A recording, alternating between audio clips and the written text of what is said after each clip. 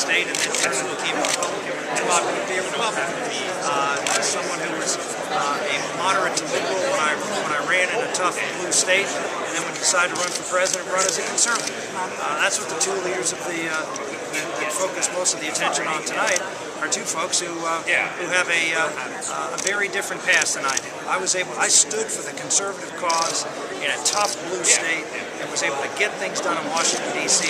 when they weren't as popular as they are now, and I wasn't running for national office. And if you want someone who's going to stick to their convictions and get things done, I think you saw someone out there who stands by their conviction and will do so and be able to get votes. Why? I mean, look at the welfare question. I mean, the question I was asked on the floor.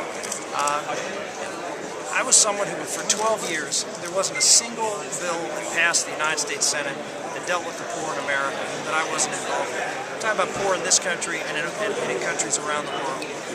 But they were conservative solutions to the problem. They were things that changed existing programs to make them work in a way that got government out and empowered, faith-based groups, community groups, local and state governments.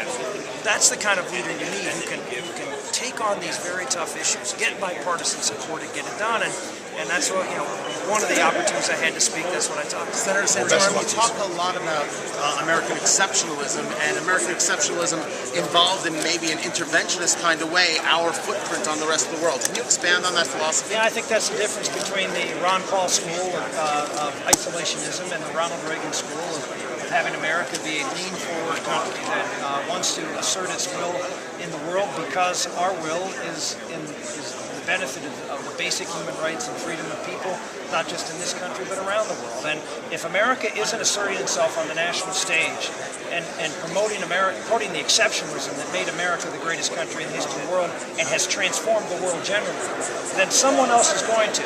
And in the case of Ronald Reagan, it was the Soviet Union. In today's case, it's radical Islam, it's a resurgent Russia and China, all of which have very different ideals and values which they're promoting, and none of them are for the betterment of humankind. Thank you so much. What would be the one thing you want viewers to know about you? I'm someone who's an authentic, conviction conservative who you can trust.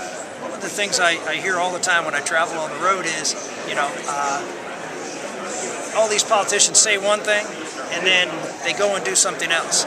I think with my track record, you're not seeing someone who's putting their finger in the air and deciding, well, what party am I going to be? What positions am I going to take based on my potential to get elected? I went out in a 60% Democratic district when I ran for the House, and I ran as a conservative and won. I ran in a 71% Democratic district, one of the poorest districts in the state.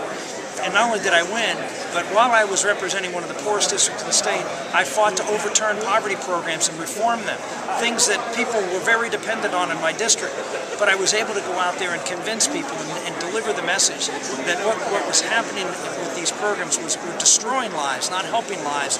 And I was able to win, not only in that district, but in the entire state of Pennsylvania. So if you want someone who you can trust to go down there, and do what they say they're going to do, and not someone like we see in some of these candidates who are out there just moving wherever the political winds are moving. I'm the guy that you'd want to elect.